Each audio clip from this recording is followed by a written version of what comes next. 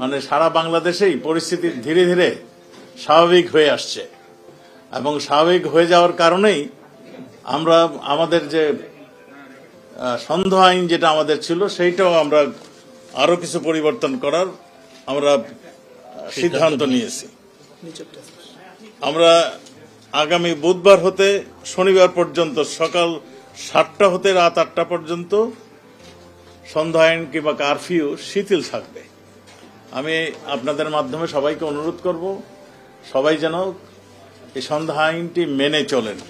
তাদের নিজেদেরই স্বার্থে আমরা দেশ, আমাদের নিরাপত্তা বাহিনী যত তাড়াতাড়ি স্বাভাবিক অবস্থা ডিক্লেয়ার করতে পারবে, তাদের সাজেশন দিবে, ততই আমরা মনে হয় আমাদের দেশ মানে স্বাভাবিক অবস্থায় আমরা ফিরিয়ে নিয়ে আসতে পারবো। রিপিট করে দেন যে রাত 8টা থেকে সকাল 7টা পর্যন্ত থাকবে, সকাল 7টা হতে রাত 8টা পর্যন্ত থাকবে না, মানে এইটুক শিথিল থাকবে, আর বাকি সময় সন্ধ্যা আইন জারি থাকবে।